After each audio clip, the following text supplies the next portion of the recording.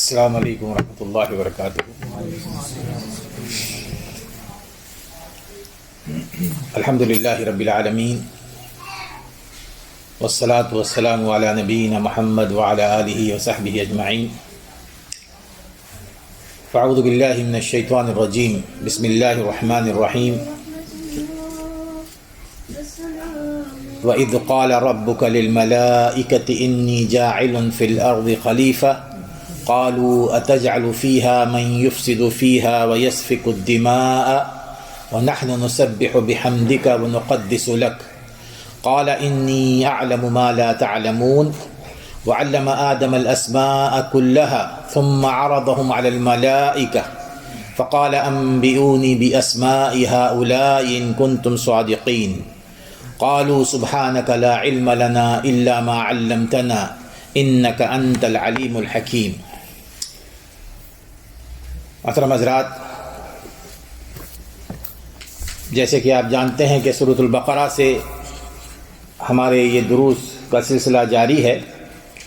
اس حوالے سے چونکہ کوشش یہی ہے کہ سورۃ البقرہ کا ایک بڑا حصہ ہم اس کو سمجھ لیں، لیکن ساتھ ہی یہ بھی ذہن میں رکھیے کہ سورۃ البقرہ میں کچھ ایسے مباحث آتے ہیں کہ جن کو اللہ تبارک و تعالیٰ نے اس صورت میں انتہائی اختصار کے ساتھ بیان فرمایا ہے، اور وہی موضوعات آگے کی صورتوں میں تفصیل کے ساتھ بیان کیے گئے ہیں۔ تو میری کوشش یہ ہے کہ جو موضوعات آگے کی صورتوں میں تفصیل کے ساتھ بیان کیے گئے ہیں ان کو اس موقع پر تفصیل کے ساتھ ہم بیان کریں گے، اور جو موضوعات اس صورت میں تفصیل کے ساتھ بیان کیے گئے ہیں انشاءاللہ تعالی اس پر ہم گفتگو کریں گے۔ تو پچھلے درس میں جیسے کہ آپ نے سنا ہے اور غالباً سبھی ساتھیوں کو یاد ہوگا، ہم نے دو گروہوں کا ذکر کیا تھا جو سورہ بقرہ کی ابتدائی آیات میں اللہ تعالیٰ نے ذکر فرمایا۔ ان میں سے ایک گروہ جس کا ہم نے ذکر کیا وہ کفار تھے، اور کفار کے حوالے سے اللہ تعالیٰ نے یہ فرمایا تھا کہ اللہ تعالیٰ نے ختم اللہ علی قلوبہم وعلی سمعہم وعلی ابصارہم غشاوہ، اللہ تعالیٰ نے ان کے دلوں پر اور ان کے کانوں اور ان کے آنکھوں پر اللہ تبارک و تعالیٰ نے مہر لگا دی۔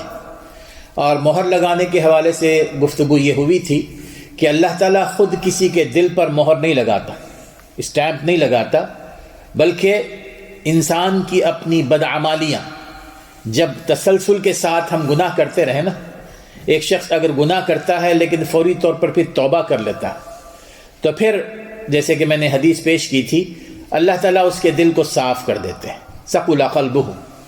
اور اگر ایک شخص گناہوں پہ گناہ کرتا چلا جائے اور توبہ نہ کرے تو پھر اس کے دل پر سیاہی چھاتی چلی جاتی ہے، اس کے دل پر اتنی سیاہی چھا جاتی ہے کہ پھر اس کے بعد اس کا دل وہ ایک اسفنج کی طرح کہ وہ برائیوں کو تو قبول کر لیتا ہے لیکن نیکیوں کو قبول نہیں کر پاتا۔ بہت مشکل ہوتی ہے اس کے لیے کسی نیک کام کے کرنے پر، بڑے بہانے نظر آتے ہیں، بڑے ایکسکیوز آ جاتے ہیں، لیکن جو ہی جب اس کو برائی کی طرف میں بلایا جائے وہ ساری ایکسکیوز بہانے وہ سارے ختم ہو جاتے ہیں، فوری طور پر وہ تیار ہو جاتا ہے۔ تو معنی یہ ہے کہ اللہ تعالیٰ نے اس کے دل پر مہر لگا دی ہے، اور مہر لگائی اگر جائے تو اس کو ہم کیسے دھوئیں؟ تو اس کا سب سے بہترین ذریعہ یہ ہے قرآن مجید کی تلاوت۔ سب سے پہلے قرآن مجید کی تلاوت ہونی چاہیے۔ قرآن مجید یہ ہمارے دلوں کے اوپر چھائے ہوئے زنگ کو سیقل کرتا ہے، جس طرح لوہے پر اگر زنگ لگ جائے تو جس طرح آپ اس کو دھوتے ہیں، اسی طرح دلوں پہ زنگ لگ جائے تو آپ دیکھیے کہ قرآن مجید کی تلاوت مسلسل اگر کرتا رہے بندہ تو خود بخود اس کے اندر ایک عرصے کے بعد نیکیوں کی طرف رغبت پیدا ہوتی چلی جاتی ہے۔ اللہ تعالیٰ اس کے کاموں میں برکت عطا فرماتا ہے، اس کے وقت میں برکت عطا فرماتا ہے، اس کے قول میں، اس کی زبان میں وزن عطا فرماتا ہے، اور وہ صالحیت کی طرف چلتا چلا جاتا ہے۔ تو اس میں سب سے زیادہ اہم ترین چیز قرآن مجید کی تلاوت کی پابندی، اور جتنا ہم قرآن مجید کی تلاوت کریں گے نا اسی قدر ہمارے اندر نیکی سے محبت خود بخود پیدا ہوتی چلی جائے گی، آپ کو احساس بھی نہیں ہوگا اس کا۔ آپ احساس بھی نہیں ہوگا اور خود بخود ہم نیکی کی طرف راغب ہوتے چلے جائیں گے۔ قرآن ساری نیکیوں کے دروازے ہمارے اوپر کھولتا ہے۔ تو یہ دلوں کے زنگ کو صاف کرنے کا سب سے مؤثر اور بہترین نسخہ ہے۔ پھر اس کے بعد میں نے ذکر کیا تھا دوسرے گروہ کا، جن کو منافقین کہا جاتا ہے، جن کو منافقین کہا جاتا ہے، اور اللہ تبارک و تعالیٰ نے ان کے بارے میں یہ بات بیان فرمائی تھی کہ منافقین یہ وہ لوگ ہیں کہ جن کے دلوں میں مرض ہے، فی قلوبہم مرض فزادہم اللہ مرضا، یہ وہ لوگ ہیں کہ جن کے دلوں پر مرض ہے، اور جن کے دلوں میں مرض کیا ہے؟ نفاق کا۔ اور نفاق کس کو کہتے ہیں؟ کہ ایک شخص اس کے دل میں جو بات ہے زبان پر وہ بات نہیں آتی ہے، دل میں کچھ اور بات ہوگی اور زبان پر کچھ بات ہوگی، اس کو کہتے ہیں نفاق۔ اور جس کے اندر یہ نفاق ہوگا وہ منافق کہلاتا ہے۔ اور اس سلسلے میں میں نے ذکر کیا تھا کہ نفاق کی دو علامتیں، ہپوکریسی، اس کی دو قسمیں ہیں، دو قسمیں۔ ایک ہپوکریسی ہوتی ہے عقیدے کے اعتبار سے، اگر کسی کا عقیدہ اس قدر بگڑا ہوا ہے کہ اس کے اپنے دل میں کفر بھرا ہوا ہے، اس کے اپنے دل میں شرک بھرا ہوا ہے، لیکن صرف زبان سے وہ اسلام کا نام لیتا ہے، تو یہ وہ لوگ ہیں کہ وہ جہنم کی اتھاہ گہرائی میں گرائے جائیں گے، فی الدرک الاسفل من النار، جہنم کی اتھاہ گہرائی میں ان کا ٹھکانہ ہوگا۔ اور پھر میں نے اسی طرح ذکر کیا تھا کہ اللہ تبارک و تعالیٰ نے ہمارا جو ایمان ہے میرے دوستو، یہ ایمان اللہ تعالیٰ نے ہم کو دیا ہے، یہ اللہ تعالیٰ کا بہت بڑا احسان ہے، لیکن اس کو سنبھالے رکھنا ہماری ذمہ داری ہے، ہماری ذمہ داری ہے۔ اور یہ ایمان ایسا ہے کہ ذرا تھوڑی سی بھی اس کو ٹھیس پہنچ جائے نا وہ ٹوٹ بھی جاتا ہے، اور اس کو بڑا محفوظ رکھنا پڑتا ہے، بہت محفوظ رکھنا پڑتا ہے۔ تو اگر ہم نے ایمان کو اہمیت نہیں دی تو پھر یہ ہوتا ہے کہ اس کے اندر مختلف بیماریاں شروع ہو جاتی ہیں، نفاق کی بیماریاں ہیں، اسی طرح کفر کی بیماریاں ہیں، شرک کی بیماریاں ہیں، یہ ساری کی ساری بیماریاں۔ تو ہمیشہ اپنا احتساب ہمیں کرنا چاہیے۔ یہ ہم یہ نہیں کہہ سکتے کہ کہ منافق مطلب یہ ہے کہ مدینے میں تھے منافقین، تو ہم تو الحمدللہ مسلمان ہیں، تو ہمارا نفاق کے ساتھ کیا کوئی رابطہ نہیں ہے، کوئی تعلق بھی نہیں ہے، ہم یہ سمجھتے ہیں، حالانکہ ایسی بات نہیں، ہمارے دلوں میں بھی نفاق آتا ہے مسلمان ہونے کی حیثیت سے۔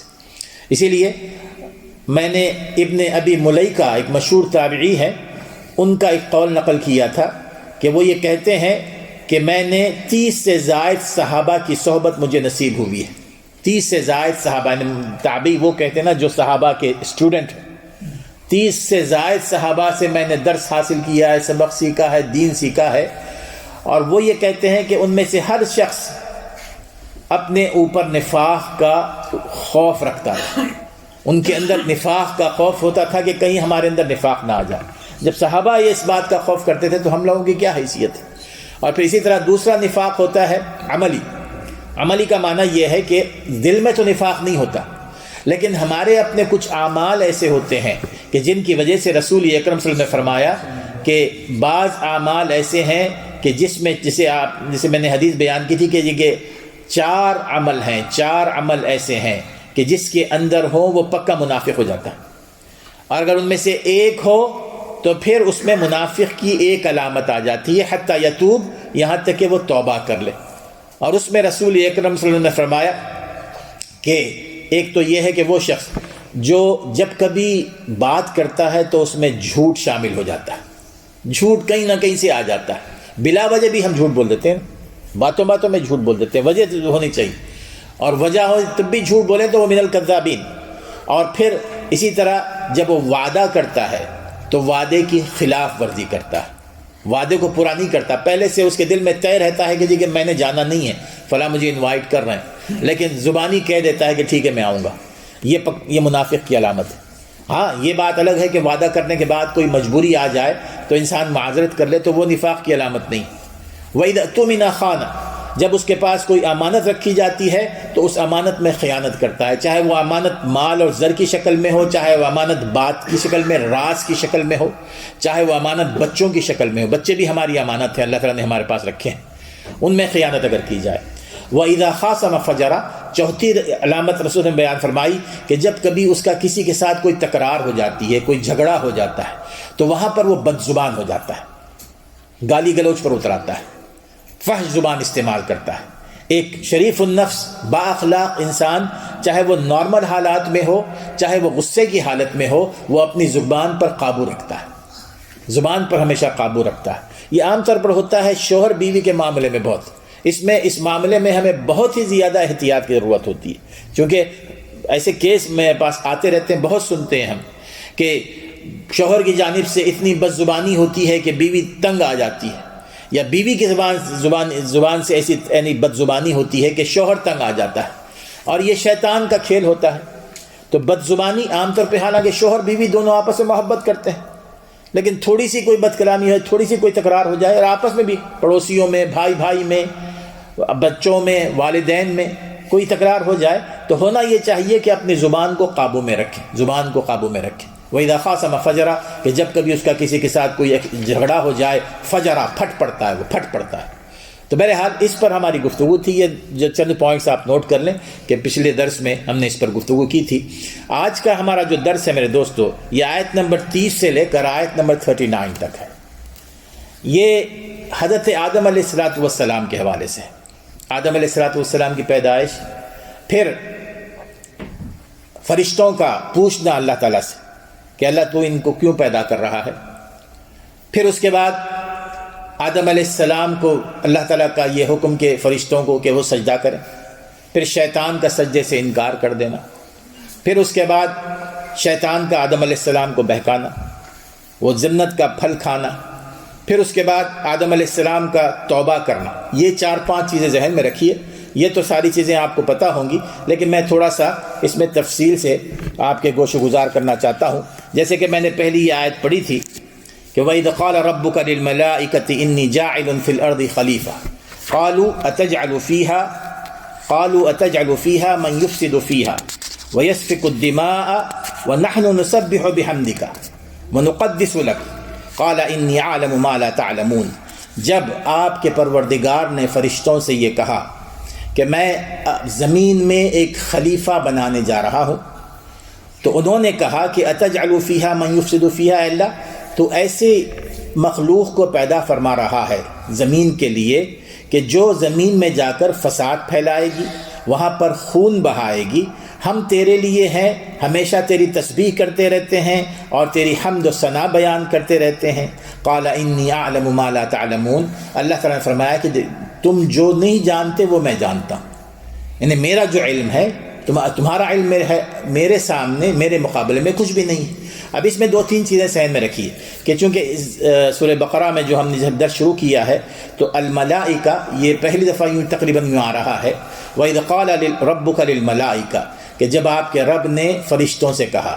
فرشتے کون ہیں ہم یہ سب جانتے ہیں، لیکن جس پر ہمارا ایمان ہونا چاہیے، ایمان کے جو 6 ارکان ہیں نا، ان میں سے ایک یہ بھی ہے کہ فرشتوں پر ایمان ہو، اور فرشتوں پر ایمان میں اضافہ اس وقت ہوتا ہے کہ جب کہ ہم ان کے بارے میں تفصیل سے بھی جانیں۔ تو میں صرف یہاں پر فرشتوں کے حوالے سے کچھ تفصیل بیان کروں گا، پھر آگے کی جو آیات آتی ہیں اس میں تو ہمیں بیان کرنے کی ضرورت نہیں ہے۔ میرے دوستو، فرشتے یہ اللہ تبارک و تعالیٰ کے وہ بندے ہیں جن کو اللہ تعالیٰ نے روشنی سے پیدا کیا، نور سے پیدا کیا ہے، اور پھر اسی طرح رسول اکرم صلی اللہ علیہ وسلم نے جیسے کہ قرآن مجید میں اللہ تعالیٰ نے بیان فرمایا، رسول نے بیان فرمایا کہ ان کی جو جسامت ہے وہ انسان کی جسامت سے کہیں زیادہ بڑی ہے۔ جیسے کہ اللہ تعالیٰ فرماتے ہیں کہ قرآن مجید میں اولی اجنحۃ مثنی و ثلاث و رباع، کہ ان کے ونگز ہیں، وہ پرندے ہیں، یعنی پر ہیں، مثنی و ثلاث و رباع، کسی کے 2 پر ہیں، کسی کے 3 پر ہیں، کسی کے 4 پر ہیں۔ لیکن جبرائیل علیہ السلام جو تھے ان کی سب سے بڑی جسامت ہے۔ رسول اکرم صلی اللہ علیہ وسلم نے اپنی زندگی میں جبرائیل علیہ السلام کو ان کی اپنی اصلی شکل میں 2 دفعہ دیکھا تھا۔ عبداللہ ابن مسعود رضی اللہ تعالیٰ عنہ کی صحیح بخاری کی یہ حدیث آتی ہے، رسول اکرم صلی اللہ علیہ وسلم فرماتے ہیں کہ وَلَهُ 600 جناح، کہ جبرائیل علیہ السلام کے 600 پر ہیں۔ عام فرشتوں کے 2 3 4 ہیں، جبرائیل علیہ السلام کے 600 پر ہیں۔ اور جب ایک دفعہ جبرائیل علیہ السلام کو رسول اللہ نے دیکھا تو وہ ایک وادی تھی، آپ پہاڑ کے اوپر ٹھہرے ہوئے تھے، اور وہ وادی میں جبرائیل علیہ السلام تشریف لائے تو وہ وادی ان کی جسامت کی وجہ سے بھر گئی، وادی ان کی جسامت کی وجہ سے وہ بھر گئی۔ یہ جبرائیل علیہ الصلوۃ والسلام کی جسامت، علمہ شدید القویٰ ذو مرۃ فاستویٰ، انتہائی طاقتور اور انتہائی خوبصورت، انتہائی جسمانی طور پر بھی انتہائی خوبصورت اور جسمانی طور پر انتہائی طاقتور بھی۔ پھر اسی طرح میں تقریباً اختصار کے ساتھ بتاؤں گا کہ جیسے کہ رسول اکرم صلی اللہ علیہ وسلم سے بھی احادیث ثابت ہیں اور قرآن مجید میں بھی ہے کہ وہ نہ کھاتے ہیں وہ نہ پیتے ہیں۔ ایک دفعہ جب ابراہیم علیہ الصلوۃ والسلام کے پاس فرشتے آئے تھے، عذاب کے فرشتے، اور لوط علیہ الصلوۃ والسلام کی قوم کو عذاب دینے کے لیے، اور ابراہیم علیہ الصلوۃ والسلام کو حضرت اسحاق کی بشارت دینے کے لیے، تو ابراہیم علیہ الصلوۃ والسلام کے پاس آئے ایک لوگ انسان کی شکل میں۔ تو ابراہیم علیہ الصلوۃ والسلام نے مہمانوں کی تواضع جو کی جاتی ہے، دیکھیے ہمیں ان سے سیکھنا چاہیے، انبیاء سے، رسولوں سے۔ بہت ساری چیزیں ہوتی ہیں جو انبیاء سے ہم سیکھ سکتے ہیں۔ انہوں نے ان کو خوش آمدید کہا اپنے گھر میں، حالانکہ اجنبی تھے وہ، اور پھر جا کر گائے کا ایک بچڑا ذبح کیا، گائے کا بچڑا ذبح کیا، پہلی دفعہ آ رہے ہیں وہ لوگ، اور پھر باقاعدہ ان کے لیے لا کر ان کے لیے رکھا۔ تو پھر اس کے بعد وہ دیکھا کہ ابراہیم علیہ السلام کے وہ کھانے کے لیے ہاتھ ہی نہیں آگے بڑھا رہے، کہا کہ الا تاکلون، کیا تم کھاتے نہیں ہو؟ انہوں نے کہا کہ ہم نہیں۔ فاوجس منهم خیفۃ، تو ابراہیم علیہ الصلوۃ والسلام کو ڈر لگ گیا، ان کو خوف آ گیا کہ یہ نہیں کھا رہے۔ کیوں خوف آ گیا؟ کہ جو لوگ کسی کے گھر میں کسی بری نیت سے آتے تھے وہ گھر کا کھانا نہیں کھاتے تھے، اگر کسی بری نیت، چوری سے، ڈاکے کے نیت سے۔ تو ابراہیم علیہ السلام کو یہ خوف آ گیا کہ کہیں یہ بری نیت سے نہیں آئے۔ قالوا لا تخف، تو انہوں نے کہا کہ تمہیں ڈرنا نہیں چاہیے۔ وبشروہ بغلام حلیم، اور پھر انہوں نے ابراہیم علیہ الصلوۃ والسلام کو ایک بیٹے کی بشارت دی۔ تو اس سے معلوم ہوتا ہے کہ فرشتے وہ کھاتے بھی نہیں ہیں، وہ پیتے بھی نہیں ہیں۔ اور پھر یسبحون اللیل والنہار لا یفترون، فرشتوں کی ایک صفت یہ بھی ہے کہ رات دن 24 گھنٹے اللہ تعالیٰ کی تسبیح بیان کرتے ہیں بغیر کسی گیپ کے، اللہ تعالیٰ کی 24 گھنٹے تسبیح بیان کرتے ہیں۔ اب جہاں تک تعلق ہے کہ ان کی تعداد کیا ہے، لا یعلمها الا اللہ، ان کی تعداد اللہ تعالیٰ کے علاوہ کسی کو اس کا علم نہیں ہے۔ لیکن ایک حدیث میں رسول صلی اللہ علیہ وسلم فرماتے ہیں کہ جو البیت المعمور ہے نا، عین کعبۃ اللہ کے اوپر 7ویں آسمان پر البیت المعمور ہے، وہ فرشتوں کے لیے کعبہ ہے، فرشتوں کے لیے کعبہ، وہ اس کا طواف کرتے ہیں۔ رسول صلی اللہ علیہ وسلم فرماتے ہیں کہ ایک وقت میں 70,000 فرشتے وہ اس طواف کے لیے مطاف میں داخل ہوتے ہیں، اور پھر اس کے بعد قیامت تک ان کو دوبارہ موقع نہیں ملتا، قیامت تک ان کو دوبارہ موقع نہیں ملتا۔ اس کا معنی یہ ہے کہ اتنی تعداد ہے، 70,000 مسلسل وہ جاتے رہتے ہیں۔ اب اسی طرح فرشتوں کے کچھ نام بھی ہیں نا، اور نام ہمیں پتہ ہے کچھ فرشتوں کے، جبریل ہے، میکائیل ہے، اسرافیل ہے۔ جبریل علیہ السلام کا پتہ ہے آپ کو، میکائیل کا پتہ ہے، جو یعنی ویدر کا ان کو کا ڈپارٹمنٹ ہے ان کے پاس، وہ اس کو کنٹرول کرتے ہیں۔ اسرافیل ہے جو قیامت کے سے پہلے سور پھونکیں گے، پھر تمام لوگ، ساری مخلوقات ختم ہو جائیں گی، یہ دنیا تباہ ہو جائے گی، پھر اس کے بعد کئی سالوں کے بعد دوسرا سور پھونکیں گے اور تمام کے تمام اٹھ کھڑے ہوں گے۔ لیکن اس کے علاوہ بھی بہت سارے فرشتوں کے نام قرآن اور حدیث میں بیان ہوئے ہیں۔ ایک تو نام جو ہے نا، عام طور پہ ہم کہتے ہیں کہ اسرائیل، موت کے فرشتے کو، حالانکہ یہ حدیث سے ثابت نہیں ہے نام اسرائیل۔ حدیث سے جو ثابت ہے ملک الموت، موت کا فرشتہ، ان کا نام ہے ملک الموت، موت کا فرشتہ۔ اس کے علاوہ جو ہے، جو جہنم کے جو داروغہ ہیں نا، ان کا نام ہے مالک۔ جہنم کے جو داروغہ ہیں، قرآن مجید میں اس کا ذکر آتا ہے، ان کا نام ہے مالک۔ اسی طرح قبر میں جو سوالات کریں گے ان کا نام کو آپ کو معلوم ہوگا، منکر نکیر۔ قبر میں جو سوالات کریں گے کہ جیسے حضور صلی اللہ علیہ وسلم نے فرمایا کہ اتاہ ملکانی اسودانی ازرقانی یقال لاحدہما المنکر والآخر النکیر، کہ 2 فرشتے آئیں گے جو انتہائی کالے بجنگے سیاہ ہوں گے، اور جن کو ایک کو کہا جائے گا کہ منکر اور دوسرے کو کہا جائے گا کہ نکیر۔ اور یہ وہ اس بھیانک شکل میں اس کے پاس آئیں گے جو بد عمل ہوگا، جو برے عمل والا ہوگا، اس کے پاس اس شکل میں آئیں گے۔ بہرحال پھر اسی طرح ہاروت اور ماروت ہیں۔ حضرت سلیمان علیہ السلام کے زمانے کے حوالے سے اللہ تعالیٰ نے ان کا ذکر فرمایا ہے قرآن مجید میں کہ یہ ہاروت و ماروت، کہ وما انزل علی الملکین ببابل ہاروت و ماروت، کہ بابل میں ان کو بھیجا گیا تھا، وہاں جہاں پر جادو کا ذرا زور تھا، جہاں وہاں پر ان کو آزمائش کے طور پر بھیجا گیا تھا۔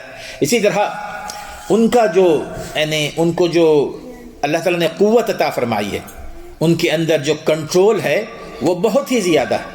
وہ کبھی انسان کی شکل میں آتے ہیں اور کبھی کسی اور کی بھی شکل میں آتے ہیں، مختلف شکلوں میں وہ آتے ہیں۔ جیسے کہ رسول اکرم صلی اللہ علیہ وسلم کے پاس ایک صحابی تھے، ان صحابی کی عبداللہ بن زید بن عبد ربی ان کا نام تھا، اس صحابی کے شکل میں کبھی کبھار حضرت جبرائیل علیہ السلام تشریف لائے ہیں۔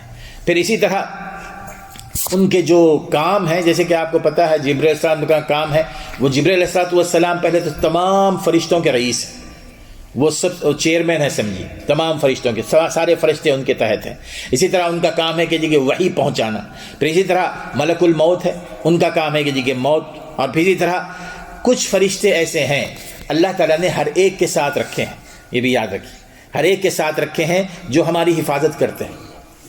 ہر کسی کے ساتھ فرشتے ہیں جو ہماری حفاظت کرتے ہیں، چاہے ہم گھر میں ہوں، چاہے روڈ پر ہوں، چاہے کہیں بھی ہوں۔ وہ کیا ہے، کس کسی کی حفاظت کرتے ہیں؟ وہ اس بات کی حفاظت کرتے ہیں کہ اللہ تعالیٰ نے جو وقت ہمارے لیے موت کا رکھا ہے نا، اس سے پہلے اگر ہم کسی حادثے کے دوچار ہو جائیں یا کچھ ہو جائیں، ان حادثات سے ہمیں بچاتے ہیں۔ جیسے کہ احادیث میں آتا ہے کہ لہو معقبات، قرآن مجید میں آتا ہے لہو معقبات من بین یدیہ ومن خلفہ یحفظونہ من امر اللہ، کہ تمہارے پیچھے اور تمہارے آگے جو فرشتے ہوتے ہیں وہ تمہاری حفاظت کرتے ہیں۔ اور آپ نے ایسے کئی دیکھے ہوں گے، کئی ایک حادثات سے ایسے بہت ہی آسانی سے بچ جاتے ہیں، یعنی وہ حادثہ ہر صورت میں ان پر ہونا ہوتا ہے، لیکن وہ اللہ تعالیٰ ان کو بچا لیتا ہے اور فرشتے ان کو وہ بچاتے ہیں۔ پھر اسی طرح ہمارے پاس، ہمارے ساتھ، یہ کہا جاتا ہے کہ ہمارے کندھوں پر ہے، لیکن یہ ثابت نہیں ہے۔ کرامن کاتبین، کرامن کاتبین، کرامن کاتبین یعنی جو لکھنے والے ہیں، ہمارا جو برا کام ہے، ہمارا جو سچا، جو بھی اچھا کام ہے وہ لکھتے ہیں۔ اسی طرح جو اللہ تعالیٰ کے عرش کو اٹھائے ہوئے ہیں، اس کے بھی مخصوص فرشتے ہیں جنہوں نے اللہ تعالیٰ کے عرش کو اٹھایا ہوا ہے۔ اسی طرح اللہ تعالیٰ نے کچھ فرشتوں کو ایسے رکھا ہے جو یہ دنیا میں غول دور غول پھرتے رہتے ہیں۔ ان کا کام یہ ہے کہ جہاں کہیں قرآن مجید کا درس ہو رہا ہو، قرآن مجید کی تلاوت ہو رہی ہو، اللہ اور اس کے رسول کی بات ہو رہی ہو، وہاں آ کے بیٹھ جاتے ہیں۔ صحیح بخاری کی حدیث ہے کہ ان کو سیاح کہا جاتا ہے، وہ گھومتے رہتے ہیں، اور جہاں پر اللہ تعالیٰ کے قرآن کی بات ہو رہی ہو تو وہاں پر یلتمیسون اہل الذکر، اہل الذکر کو تلاش کرتے رہتے ہیں، جو اللہ کا ذکر کر رہے ہوں، جو قرآن کی تفسیر ہو رہی ہے، قرآن کی تلاوت ہو رہی ہے، وہاں آ کے بیٹھ جاتے ہیں، اور پھر اللہ تعالیٰ سے ان کے لیے مغفرت کی دعا بھی کرتے ہیں۔ اللہ تعالیٰ سے ان کے لیے مغفرت کی دعا بھی کرتے ہیں۔ اللہ تعالیٰ پوچھتا ہے کہ کہاں ہے تم، وہ کون لوگ ہیں؟ تو وہ بتلاتے ہیں کہ اللہ ہم یہاں پر فلاں جگہ میں ہیں۔ اللہ تعالیٰ جانتا ہے وہ سب ساری چیزیں، لیکن پھر وہ اللہ تعالیٰ پوچھتا ہے کہ یہ لوگ کیا کر رہے ہیں، کیوں بیٹھے ہوئے ہیں؟ اللہ تیری کتاب کو پڑھ رہے ہیں، تیری کتاب کی تلاوت کر رہے ہیں، تیری کتاب کو سمجھنے کی کوشش کر رہے ہیں۔ تو اللہ فرمائے گا کہ یہ میں نے ان سب کو معاف کیا، میں نے ان سب کو معاف کیا۔ تو فرشتے کہتے ہیں کہ ان میں سے ایک شخص ہے جو یہاں بیٹھا ہے، کسی اور کام سے آیا تھا لیکن بیٹھ گیا۔ اللہ تعالیٰ فرماتا ہے کہ میں نے اس کو بھی معاف کیا، میں نے اس کو بھی معاف کیا۔ تو یہ سارے فرشتے ہیں جو اس حلقے میں ہوتے ہیں۔ میرے بولنے کا مطلب یہ ہے کہ ہمارے ساتھ، میرے دوستو، فرشتے ہمارے ساتھ ساتھ۔ بہرحال اس کے بعد آئیے، وَإِذْ قَالَ رَبُّكَ لِلْمَلَائِكَةِ إِنِّي جَاعِلٌ فِي الْأَرْضِ خَلِيفَةً، کہ میں زمین میں خلیفہ بنانے جا رہا ہوں۔ خلیفہ کا عام طور پر لیا جاتا ہے معنی نائب، نا، جانشین، لیکن اللہ تعالیٰ کا نائب اور جانشین تو کوئی نہیں ہو سکتا نا، اللہ تعالیٰ کا نائب اور جانشین۔ اس پہ مختلف اس کے مفہوم بیان کیے جاتے ہیں، لیکن اس کا جو سب سے صحیح ترین مفہوم ہے وہ یہ کہ اللہ تعالیٰ کی طرف سے جو پیغام، جو ہدایت پہنچتی ہے، اس ہدایت کو دوسروں تک پہنچانے والے، خود عمل کرنے والے اور دوسروں تک پہنچانے والے، خلیفہ۔ قالوا اتجعل فیہا من یفسد فیہا ویسفک الدماء، تو اس موقع پر فرشتوں نے یہ کہا کہ اللہ، زمین میں تو ایسے مخلوق کو بھیج رہا ہے جو وہاں زمین میں، دنیا میں فساد پھیلائیں گے، خون بہائیں گے۔ اب یہاں پر بات یہ ہوتی ہے کہ کیا فرشتوں کو اعتراض کا حق حاصل ہے؟ اعتراض کیا وہ کر سکتے ہیں؟ بظاہر تو ہم یہی سمجھتے ہیں کہ اللہ تعالیٰ کے تخلیق پر اعتراض کیا، میرے دوستو یہاں پر اعتراض نہیں تھا بلکہ وہ ایکسپلینیشن چاہ رہے تھے، وہ تفصیل چاہ رہے تھے، وگرنہ تو فرشتوں کا معاملہ یہ ہے کہ لا یعصون اللہ ما امرہم ویفعلون ما یؤمرون، اللہ تعالیٰ ان کو جس بات کا حکم دے دے اس سے وہ نافرمانی نہیں کر سکتے، ویفعلون ما یؤمرون، اور اللہ تعالیٰ جس بات کا حکم دے دے اس کام کو کرتے ہیں وہ، یعنی ان کے اندر نافرمانی کی سرشت نہیں ہے۔ تو پھر یہ کس طرح وہ پوچھ رہے تھے؟ تو اس کا معنی یہ ہے کہ اللہ تبارک و تعالیٰ نے ان کو پہلے ہی سے اس بات سے واقف کروایا تھا کہ میں ایسی مخلوق کو پیدا کر رہا ہوں کہ جس کو میں ارادے اور اختیار کی فریڈم دوں گا، ارادے اور اختیار کی۔ فرشتوں کو تو نہیں ہے نا ارادے اختیار کی فریڈم، ارادے اور اختیار کی۔ وہ مخلوق ایسی ہوگی کہ جس کو میں سیدھا راستہ بھی بتاؤں گا، نیک راستہ اور برا راستہ بھی بتاؤں گا، پھر اس کے اندر نفسانی خواہشات بھی بھر دوں گا۔ نفسانی خواہشات سب سے بڑی خواہش ہماری ہوتی ہیں جو ہمیشہ ہمیں برے راستے پر لے جاتی ہیں۔ نفسانی خواہشات سمجھتے ہیں نا آپ کہ ہمارے اون ڈیزائرز، وہ نماز کے معاملے میں ہو، نیکی کے معاملے میں، برائی کے معاملے میں۔ نیکی کے معاملے میں جب تک نفس نہ کہے ہم نہیں آتے تو وہ نیکی نہیں ہے میرے دوست۔ نیکی تو یہ ہوتی ہے کہ نفس ہمیں کہتا ہے کہ جی آرام کرنا ہے، سونا ہے، لیکن نفس کی بات نہیں مان کر ہم اٹھ بیٹھتے ہیں تو وہ نیکی ہے۔ لیکن اگر یہ کہ نہیں ٹھیک ہے آج میری نیند مکمل ہو گئی تھی اس لیے میں نے اٹھ کر فجر کی نماز پڑھ لی، یہ نہیں، یہ تو نفسانی خواہش۔ نفسانی خواہش کی بنیاد پر وہ نیکیاں نہیں ہوتی۔ نفسانی خواہش کی مخالفت کرنا پڑتا ہے، ہمیں ہمیشہ اسٹرگل کرنی پڑتی ہے اپنے نفس کے ساتھ نا۔ نفس ہمیں دوسری طرف لیتا چلا جاتا ہے، ہم اس کی بات نہ مان کر آگے بڑھیں۔ بہرحال جب اللہ تعالیٰ نے ان کو یہ معلومات دی تھی کہ میں ایسی مخلوق پیدا کرنے جا رہا ہوں تو ان کے دل میں یہ وسوسہ پیدا ہوا کہ جس کو اللہ تعالیٰ پوری اختیارات دے دیں، پورے یعنی اس کو پتہ ہو کہ ارادے کا اختیار ہے اور پھر اس طرح آزادی ہے اس کو، تو انہوں نے اس موقع پر یہ کہا کہ جس کو ارادے کا اختیار ہو اور آزادی ہو نیک اور برے عمل کے اختیار کرنے کی، تو یقیناً وہ خونی بہائے گا، فسادی کرے گا۔ اب یہ کیسے ان کے ذہن میں آیا؟ تو جیسا کہ بعض روایات میں آتا ہے کہ اللہ تعالیٰ نے اس سے پہلے یہاں پر اس دنیا میں جنات آباد تھے، اور جب انہوں نے خون و فساد کرنا شروع کر دیا تو اللہ تعالیٰ نے اس زمین کو ان سے صاف کر دیا، اس اختیار چھین لیا۔ تو یہ ان کے ذہن میں تھی، فرشتوں کے ذہن میں بات کہ جس طرح جنات کیا کرتے تھے اسی طرح یہ مخلوق بھی کرے گی کہ خواہشات نفس کے ساتھ وہ مل کر دنیا میں فساد پھیلائے گی۔ تو اس موقع پر اللہ تعالیٰ نے فرمایا کہ قال انی اعلم ما لا تعلمون، تم نہیں جانتے وہ باتیں جو میں جانتا ہوں۔ وعلم آدم الاسماء كلها، پھر اللہ تبارک و تعالیٰ نے آدم علیہ السلام کو تمام دنیا میں پائی جانے والی اشیاء اور اس کے خواص کا علم عطا فرمایا۔ ثم عرضهم على الملائکہ، پھر ملائکہ کے سامنے پیش کیا۔ فقال انبئونی باسماء هؤلاء ان کنتم صادقین، اللہ تعالیٰ نے سب سے پہلے فرشتوں سے کہا کہ تم بتاؤ ان تمام چیزوں کے نام جو میں نے آدم کو سکھلائے ہیں۔ انہیں کہا کہ قالوا سبحانک لا علم لنا الا ما علمتنا انک انت العلیم الحکیم، اے اللہ تو پاک ہے، ہمیں انہی باتوں کا علم ہے جو تو نے ہمیں سکھائی ہیں، اس کے علاوہ ہمیں کسی بات کا علم نہیں۔ اس کا معنی یہ ہے کہ اب یہاں پر ایک دو پوائنٹ ہیں۔ آدم علیہ السلام کو اللہ تعالیٰ نے کیا سکھایا تھا؟ میرے دوستو، آدم علیہ السلام انسان کی سرشت میں اللہ تبارک و تعالیٰ نے وہ تمام باتیں رکھی ہیں جن کو ہم اپنی کوششوں سے اس کو پوری طرح آگے بڑھاتے ہیں۔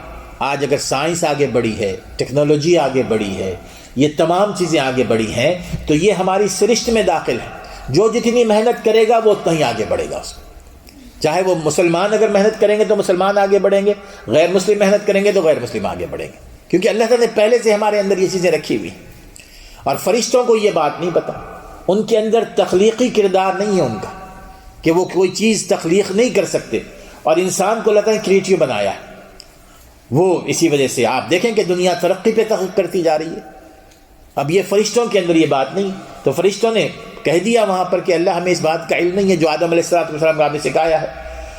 اس موقع پر اللہ تعالیٰ نے آدم علیہ السلام سے فرمایا قال یا آدم انبئهم باسمائهم، فلما انبأهم باسمائهم قال الم اقل لكم انی عالم غیب السماوات والارض وعالم ما تبدون وما کنتم تکتمون. آدم علیہ السلام نے جب تمام چیزوں کے اوصاف بیان کیے تو اس موقع پر اللہ تعالیٰ فرمایا فرشتوں سے کہ دیکھو انی عالم غیب السماوات والارض، آسمانوں اور زمین کی جو غیب ہے نا وہ میں جانتا ہوں. اس کا معنی یہ ہے کہ فرشتے بھی نہیں جانتے غیب کا علم، فرشتوں کو بھی غیب کا علم نہیں کہ جائے کہ انسان کو غیب کا علم، وہ بھی نہیں جانتے. غیب السماوات والارض وعالم ما تبدون وما کنتم تکتمون، اور میں وہ بھی جانتا ہوں جو تم ظاہری طور پر کرتے ہو اور چھپ کر کرتے ہو. اور اس کے بعد آیات جو آ رہی ہیں دوسری طرف، پھر اس کے بعد اللہ تعالیٰ نے فرشتوں کو ایک اور آزمائش سے گزارا. وَإِذْ قُلْنَا لِلْمَلَائِكَةِ اسْجُدُوا لِآدَمَ فَسَجَدُوا إِلَّا إِبْلِيسَ أَبَى وَاسْتَكْبَرَ وَكَانَ مِنَ الْكَافِرِينَ. اور جب ہم نے فرشتوں سے یہ کہا کہ تم آدم کو سجدہ کرو، فسجدوا تو ان تمام نے سجدہ کیا، الا ابلیس سوائے ابلیس کے، ابا اس نے انکار کیا، واستکبر اور گھمنڈی ہو گیا، وکان من الکافرین اور وہ کافرین میں سے تھا، انکار کرنے والوں میں سے تھا.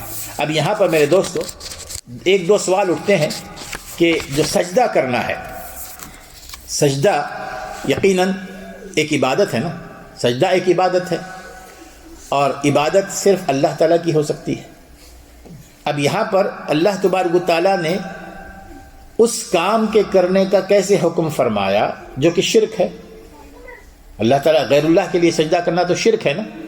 تو اس حوالے سے مفسرین نے اس کے جو عام طور پہ ایک پہلا جو جواب آتا ہے، عام طور پہ آپ کو ملے گا تفاسیر میں، وہ یہ کہ یہ ایک سجدہ حقیقی سجدہ نہیں تھا بلکہ سجدہ تعظیمی تھا، کہ ریسپیکٹ کے لیے، عبادت کے لیے نہیں تھا. اور یہ وہ سجدہ تھا جو پچھلے انبیاء کی شریعت میں بھی جائز تھا، جیسے کہ یوسف علیہ السلام کو ان کے والدین نے اور ان کے بھائیوں نے سجدہ کیا. تو اس طرح وہ سجدہ تھا، ورنہ تو اس کو جو عبادت کا سجدہ ہے اس کو عبادت کے سجدے میں داخل نہیں کرتے. دوسرا ایک جواب ہے اس کا ماشاءاللہ، وہ زیادہ اقرب الفہم ہے. وہ یہ ہے کہ اللہ تعالیٰ نے جس سجدے، جب آدم علیہ السلام کو فرشتوں کو حکم دیا کہ آدم علیہ السلام کو سجدہ کریں، یعنی آدم علیہ السلام کو سجدہ کرنے کا معنی ہے کہ آدم علیہ السلام کی عبادت کریں. حقیقت میں فرشتوں کو آدم علیہ السلام کو سجدہ کرنے کا حکم وہ آدم علیہ السلام کی عبادت نہیں تھی بلکہ اللہ کی عبادت تھی. سجدہ وہ کر رہے تھے آدم علیہ السلام کو، لیکن عبادت کر رہے تھے اللہ تعالیٰ کی، عبادت کر رہے تھے اللہ تعالیٰ کی. وہ کس طرح؟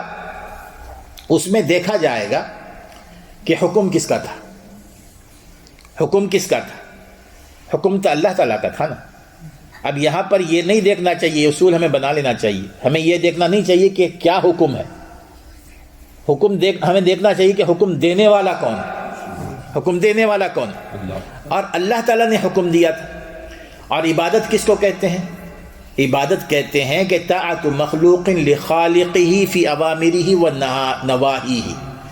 عبادت کہتے ہیں کہ مخلوق کا اپنے معبود کے احکام اور نواہی، یعنی ان کاموں کا کرنا جن کے کاموں کے کرنے کا حکم دیا ہے، ان کاموں سے روک لینا اپنے آپ کو جن کاموں سے روکنے کا حکم دیا ہے، اس اطاعت کو، اس بات ماننے کو عبادت کہا ہے.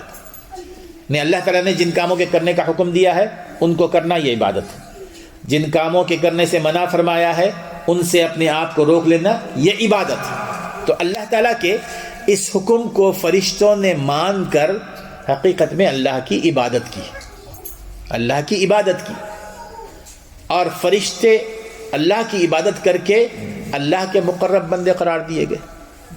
اور شیطان نے اس حکم کو نہیں مانا، اور شیطان اس حکم کو نہیں مان کر وہ دھتکار دیا گیا، وہ لعنتی قرار دیا گیا.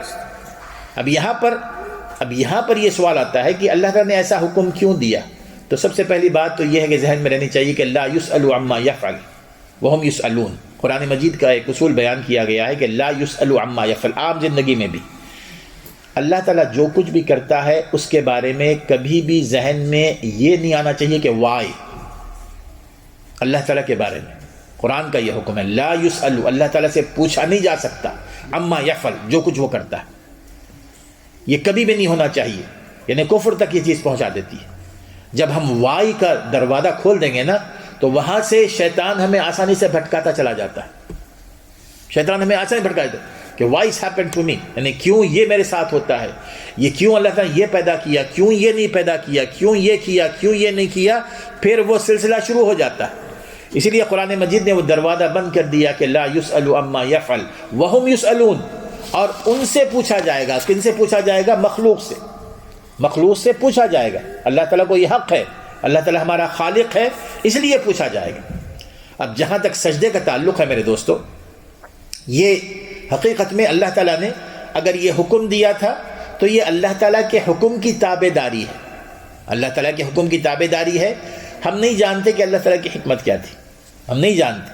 اب اس کی کئی مثالیں ملتی ہیں، دیکھیے اس کی کئی مثالیں ملتی ہیں۔ مثال کے طور پر یعنی عام دنیا میں ایک سخت سے سخت دل انسان بھی اس بات کا تصور نہیں کرتا کہ کسی معصوم بچے کو، بے گناہ بچے کو بہیمانہ انداز میں قتل کر دیا جائے، کوئی یعنی تصور بھی نہیں کر سکتا تھا۔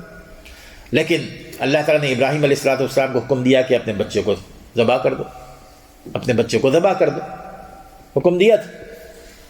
ابراہیم علیہ السلام نے وہاں پر یہ نہیں پوچھا کہ کیوں، یہ ابراہیمی طریقہ، یہ انبیاء کی سنت، انہوں نے پوچھا نہیں ہے کیوں، تیار ہو گئے، وہ بیٹا بھی تیار ہو گیا۔ یہ الگ بات ہے کہ اللہ تعالیٰ نے ان کو بچا لیا، ایک ان سے آزمائش تھی وہ۔ پھر اسی طرح سورہ کہف میں جو واقع آتا ہے حضرت موسیٰ علیہ السلام، حضرت عزیر، اسی طرح خضر علیہ السلام کا، کہ خضر نے جب وہ جا رہے تھے موسیٰ علیہ السلام کے ساتھ، ایک بچہ ماشاءاللہ انتہائی خوبصورت خوب شکل کا لڑکا تھا، وہ بالکل ہی اور بڑا اچھا تھا، اس کو حضرت خضر نے اس کی گردن مروڑ کر ختم کر دیا اس کو۔ اب یہ جو چیز ہے حقیقت میں یہ اللہ تعالیٰ کی اطاعت میں ہے، اللہ تعالیٰ ہی بہتر جانتا ہے کہ اس میں کیا معاملہ ہے۔ وہ اللہ تعالیٰ نے اس کا ذکر کیا ہے قرآن مجید میں، فرمایا ہے کہ جب وہ بڑا ہوتا تو اس کے والدین کہ وہ اتنا نافرمان بنتا کہ وہ خود اور پھر اس کے والدین کو کا ایمان بھی غارت کر دیتا۔ پھر اللہ تعالیٰ نے اس کی جگہ اور ایک نیک لڑکا ان کو عطا کیا تھا، ایک نیک لڑکا عطا کیا تھا۔ یہ تقدیر کے معاملات ہیں۔ اور ایسے موقع پہ ایک سبق ہمیں یہ بھی ملتا ہے کہ جب کبھی ہم ہماری زندگی میں کوئی واقعہ ایسا پیش آ جائے جس کو ہم پسند نہیں کرتے اور پوری کوشش کے باوجود وہ واقعہ ظہور پذیر ہو جاتا ہے، تو پوری اپنی محنت ہمیں کرنی چاہیے اس واقعے سے بچنے کی۔ اگر ہو جائے تو پھر اللہ کے فیصلے پر راضی برضا ہونا چاہیے کہ جو بھی کرتا ہے اللہ تعالیٰ خیر ہی کرتا ہے، اور یہ خیر کا معاملہ ہمارے اوپر چھپا ہوا ہے نا، ہم نہیں جانتے کہ پردے کے پیچھے کیا ہے۔ یہی خضر علیہ السلام کی اسٹوری میں ہمیں نظر آتا ہے۔ بہرحال بہت سارے ایسے احکام ہیں، چاہے اللہ تعالیٰ کا حکم ہو، چاہے رسول اکرم صلی اللہ علیہ وسلم کا حکم ہو، سب سے پہلے ایک مومن کی حیثیت سے ہم نے اس حکم سے سرتابی نہیں کرنی، اس پر عمل کرنا ہے۔ ہاں ہمیں یہ حق حاصل ہے کہ اس کی علت جاننے کا، یعنی مثال کے طور پر اگر اللہ تعالیٰ نے خنزیر کو حرام قرار دیا، شراب کو حرام قرار دیا، تو آپ پہلے تو اس کو اپنے اوپر حرام کر لیں، پھر اس کے بعد اس کے سائنٹیفک جو ریزنز ہیں وہ تلاش کریں، اچھی بات، اس میں کوئی یہ بات نہیں، لیکن پہلے سائنٹیفک ریزن تلاش کریں گے پھر اس پر ایمان لائیں گے، یہ غلط ہے۔ پہلے اس پر ایمان لے آ جائیں، پھر اس کے بعد اپنے دل کو مطمئن کرنے کے لیے، دوسروں کو بھی مطمئن کرنے کے لیے آپ سائنٹیفک ریزن تلاش کریں، لیکن وہ ضروری نہیں ہے اس پر ایمان رکھنے کے لیے۔ یعنی یہ صحابہ اکرام رضی اللہ تعالیٰ عنہم، خاص طور پہ عمر بن خطاب رضی اللہ تعالیٰ عنہ کی زندگی سے ہمیں کئی سبق ملتے ہیں، کئی سبق، کہ کس طرح اللہ اور اس کے رسول کے احکام پر عمل کیا جاتا ہے، خاص طور پہ رسول کی سنت پر۔ ایک دفعہ وہ میں نے شاید اس سے پہلے بھی ذکر کیا تھا، عمرہ کرنے کے لیے تشریف لے گئے اپنی خلافت کے دور میں، اور عمرہ کرتے ہوئے حجر اسود کے پاس جب وہ گئے، حجر اسود کو بوسہ دیا، چوما، پھر اس کے بعد انہیں اونچی آواز میں، ان کے ساتھی سارے ان کے ساتھ ہی ٹھہرے تھے، انہیں اونچی آواز میں کہا کہ اس حجر اسود کو مخاطب کرتے ہوئے کہ انک لا تضر ولا تنفع، اے حجر اسود تو نہ کسی کو نقصان پہنچا سکتا ہے، تو نہ کسی کو فائدہ پہنچا سکتا ہے۔ انی قبلتک، میں نے تجھے بوسہ دیا ہے، کیوں؟ اس لیے کہ میں نے رسول اکرم صلی اللہ علیہ وسلم کو بوسہ دیتے ہوئے دیکھا، میں نے دیکھا کہ تجھے رسول صلی اللہ علیہ وسلم بوسہ دے رہے تھے. اب میرا یہ کام نہیں ہے کہ میں اس کی تلاش کروں کہ وجہ کیا ہے. یعنی اسلام میں تو یہ ہے نا کہ پتھر کو ہم تو چومتے نہیں, پتھر کو کوئی ہم احترام نہیں کرتے, پتھر کی عبادت نہیں کرتے ہم. رسول اللہ تعالیٰ نے بھیجا تھا اسی لیے کہ بتوں کی عبادت سے بچائیں. تو پھر ذہن میں یہ بات آتی ہے کہ بتوں کی عبادت سے ہمیں بچایا گیا, لیکن پھر پتھر کو بوسہ دینے کے لیے کیا کہا گیا؟ اس میں ایک ہی بات, فَإِنِّي رَأَيْتُ رَسُولَ اللَّهِ صلی اللہ علیہ وسلم يُقَبِّلُكَ, کیونکہ میں نے رسول اکرم صلی اللہ علیہ وسلم کو دیکھا کہ آپ تجھے بوسہ دے رہے تھے. یہ ہے اطاعت کا جذبہ. اطاعت ایسی ہونی چاہیے کہ جو ہم نے دیکھی ہے, جو بات ہم نے سنی ہے, اس میں ہم نے کوئی وائی کا لفظ استعمال نہیں کرنا ہے, اسی طرح من و عن اس پر عمل کرنا ہے. میرے دوستو, یہی وہ اطاعت ہوتی ہے. بہرحال اس کے بعد دیکھیے اللہ تعالیٰ فرماتے ہیں کہ قال یا آدم وَإِذْ قُلْنَا لِلْمَلَائِكَةِ اسْجُدُوا لِآدَمَ فَسَجَدُوا إِلَّا إِبْلِيسَ أَبَى وَاسْتَكْبَرَ وَكَانَ مِنَ الْكَافِرِينَ. اب ابلیس نے سجدہ کرنے سے انکار کر دیا. ابلیس نے سجدہ کرنے سے انکار کر دیا. تو اب یہاں پر ایک بات ذہن میں آتی ہے کہ اللہ تعالیٰ نے فرمایا کہ وَإِذْ قُلْنَا لِلْمَلَائِكَةِ, ہم نے فرشتوں کو حکم دیا تھا کہ تم سجدہ کرو آدم کو. پھر ابلیس نے سجدہ کرنے سے انکار کر دیا. تو ابلیس کا تو حکم نہیں تھا نا اس میں. ذہن میں یہ بات آتی ہے, حالانکہ حقیقت میں بات یہ نہیں. ابلیس تو ہم سے زیادہ جانتا تھا. اگر وہ فرشتوں میں شمار نہیں کیا جاتا تو پھر اس کو اعتراض, وہ تو اعتراض پہلے کر دیتا ہے, اللہ تو نے مجھے حکم ہی نہیں دیا تھا, تو مجھے کیوں سزا دی جا رہی ہے؟ میں نے تو اس حکم کی تعمیل میں کیوں کرتا. حقیقت میں جیسے کہ صحیح روایات میں آتا ہے کہ وہ انتہائی شریف النفس آدمی تھا, اور اللہ تعالیٰ نے خاص طور پر اس کو فرشتوں کے ساتھ رکھا تھا. فرشتوں کی صحبت میں اس کا اٹھنا بیٹھنا تھا. لیکن اسی تکبر نے اس کو ذلیل کر دیا, اسی تکبر نے اس کو ذلیل کر کے رکھ دیا. وگرنہ تو پہلے صحیح آدمی تھا, ورنہ تو وہ ابلیس جو بنا ہے اللہ تعالیٰ کی رحمت سے جو مایوس ہوا, جو دھتکار دیا گیا, اس کے بعد ہوا نا ابا واستکبر وکان من الکافرین. اس نے انکار کیا اور تکبر کا اظہار کیا. اب اللہ تعالیٰ نے اس سے یہ دریافت کیا, اللہ تعالیٰ نے اس سے پوچھا کہ میں نے تجھے حکم دیا تھا کہ سجدہ کرنے کا, تو تو نے سجدہ کیوں نہیں کیا؟ تو اس نے کیا جواب دیا؟ اس نے کہا کہ انا خیر منہ خلقتنی من نار وخلقتہ من طین. اس نے کہا کہ انا خیر منہ, اے اللہ میں اس آدم سے بہتر ہوں, اس سے بہتر. خلقتنی من نار, تو نے مجھے آگ سے پیدا کیا, وخلقتہ من طین, اور تو نے اس کو مٹی سے پیدا کیا. یعنی اس نے اپنی پیدائش, اپنی خلقت پر اس کو اتنا ناز تھا کہ اس پر وہ تکبر کرنے لگا. اور تکبر عام طور پر یہ اس قسم کا تکبر شیطانی تکبر ہوتا ہے, اور وہ کیا ہے کہ انسان اپنے آپ کو باقی دوسرے انسانوں سے افضل اور اعلیٰ محسوس کرے خاندان کی بنیاد پر, کہ میں فلاں خاندان سے ہوں, میری فلاں برادری ہے. میرے دوستو, ہم اس چیز پر کیسے فخر کر سکتے ہیں جو چیز ہمارے اختیار میں نہیں؟ ابلیس کے اختیار میں تھا کیا اس کو آگ سے پیدا کیا؟ اللہ تعالیٰ نے پیدا کیا نا. اگر کوئی شخص کوئی بڑی اونچی فیملی میں پیدا ہوتا ہے تو کیا وہ اپنے اختیار سے اس نے چوز کیا تھا؟ اللہ تعالیٰ نے اس کو پیدا کیا. تو جو چیز ہمارے اختیار میں نہ ہو, پھر اس پر کیسے ہمارا فخر؟ دوسروں کو ہم حقارت کے ساتھ جاننا, یہ ابلیس کا وہ انداز تھا جس کی وجہ سے وہ اللہ تعالیٰ کی رحمت سے دھتکار دیا گیا. ابا واستکبر. اور دوسرا یہ کہ اس کے اندر حسد بھی تھا. اب یہ جو تکبر ہے, ذہن میں رکھیے کہ تکبر کیا ہے. رسول اکرم صلی اللہ علیہ وسلم نے ایک حدیث میں, جیسے کہ صحیح حدیث آتی ہے, کہ آپ نے فرمایا کہ ہر وہ شخص جس کے اندر ذرہ برابر بھی تکبر ہوتا ہے نا, وہ جنت میں داخل نہیں ہوگا. لا يدخل الجنت من كان في قلبه مثقال حبة من خردل. جنت میں وہ شخص داخل نہیں ہوگا جس کے اپنے دل میں ذرہ برابر بھی پراؤڈ ہوگا, تکبر ہوگا. ایک صحابی نے پوچھا کہ اللہ رسول, ہم تو بڑے نفیس کپڑے پہنتے ہیں, بہترین جوتے پہنتے ہیں, بہترین لباس پہنتے ہیں, یہ بھی کیا تکبر کا اظہار ہے؟ آپ نے فرمایا کہ تکبر کا اظہار نہیں ہے. اللہ تعالیٰ نے آپ کو دیا ہے تو آپ بہترین سے بہترین کپڑے پہنیے, بہترین سے بہترین گاڑی میں بیٹھیے, بہترین سے بہترین گھر بنائیے, سب کچھ بنائیے. یہ تکبر کا اظہار نہیں ہے. تکبر وہاں پیدا ہوتا ہے. تکبر کہاں پیدا ہوتا ہے؟ آپ نے دو چیزیں بیان فرمائی. ایک تو آپ نے فرمایا کہ حق کا انکار کرنا، حق کا انکار کرنا، کہ ایک انسان کو پتا ہے کہ جی کہ کیا بات صحیح ہے، لیکن اس کے باوجود وہ ڈٹ جائے کہ جی کہ میں نے نہیں ماننا، اس کو پتا ہے کہ یہ قرآن اور حدیث کی بات ہے، اس کے باوجود وہ نہیں مانتا ہے۔ اس کو پتا ہے آپس میں گھر میں کوئی جھگڑا فساد ہو جاتا ہے، باہر کسی پڑوسی کے ساتھ ہو جاتا ہے، اس کو پتا ہے کہ جی کہ میں ناحق لڑ رہا ہوں، حق پر دوسرا ہے، پھر بھی اس کے باوجود وہ اس بات کو نہیں مانتا۔ رسول نے فرمایا کہ یہ کبر ہے۔